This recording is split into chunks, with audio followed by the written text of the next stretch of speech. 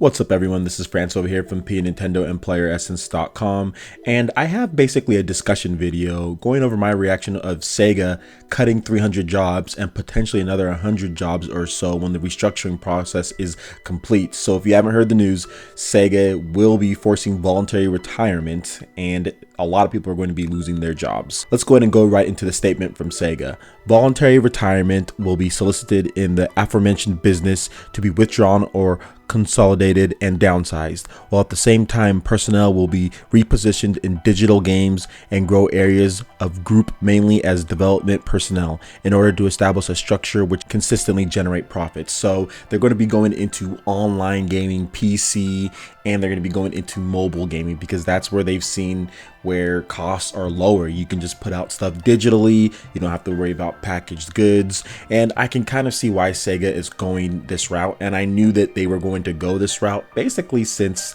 the 7th generation. They put out a number of great new IPs, they funded a number of somewhat expensive IPs, new ones too. Really cool strategy RPG that really not a lot of people went out and picked up, and they pumped a lot of money into that game. Also games like Vanquish and Anarchy Reigns and Bayonetta, all of those games had tons of money put into it. Not like the crazy AAA type money, but they still had a lot of money for a new IP.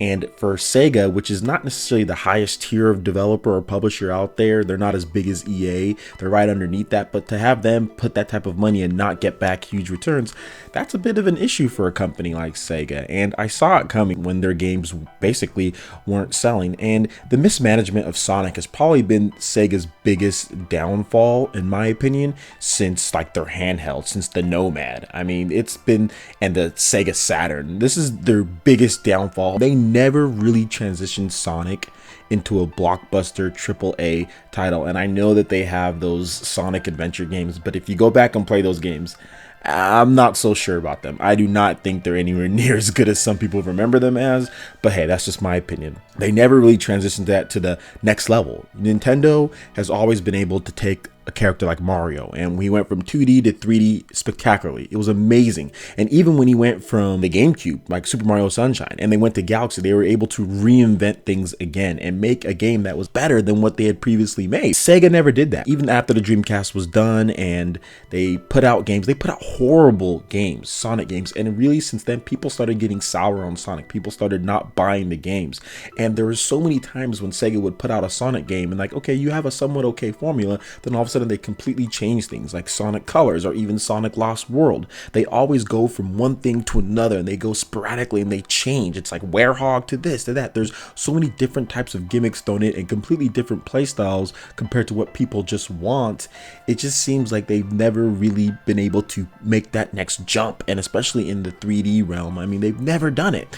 And that's been Sega's biggest problem in my opinion. If they would have handled Sonic better, and if they would have been able to build a AAA Sonic game, I think they'd be in much better shape than they are right now. But this is just how it is. This is how it is, and a lot of people have seen it coming. Plus, they don't localize certain games. I know like Phantasy Star hasn't been localized, and then the newest one, Nova, is not going to get localized. It's stuff like that that's like, I would buy that game.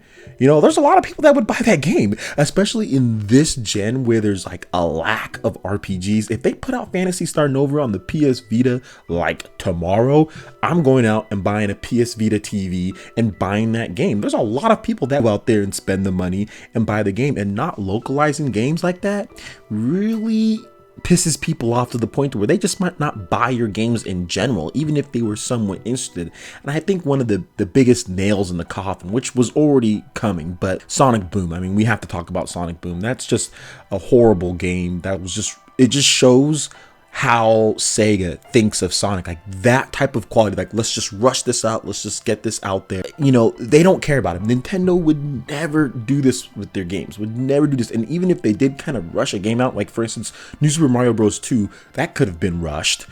that game is still quality-wise way better than Sonic Boom. It's far less glitches. It might be a little generic and sometimes boring here and there. The level design isn't as good, but it still controls well. It still plays well. It's still an enjoyable game. Sonic Boom is just super trash. This is supposed to be your flagship franchise. You can't treat your franchise like this. And when you treat your franchise like this and your fans like this is what happens to you. They turn on you and they don't buy your stuff, and you end up doing mobile games and online titles because you don't even want to pay for packaging down to stores, nor do you want to pump a lot of money or even a moderate amount of money into new IPs or into different games to try to sell to the mass market. I saw it coming like a lot of people, and my opinion is Sega, this is definitely their downfall to a very lower extent. Now, they're going to be successful, I think, in the digital age. They're going to put out mobile games. They're going to put out online PC games, and they can make some good stuff for that. You can make some good stuff, cheap, moderate development budgets. I know they have like Rome Total War. I don't know. They have some type of game that does okay for them.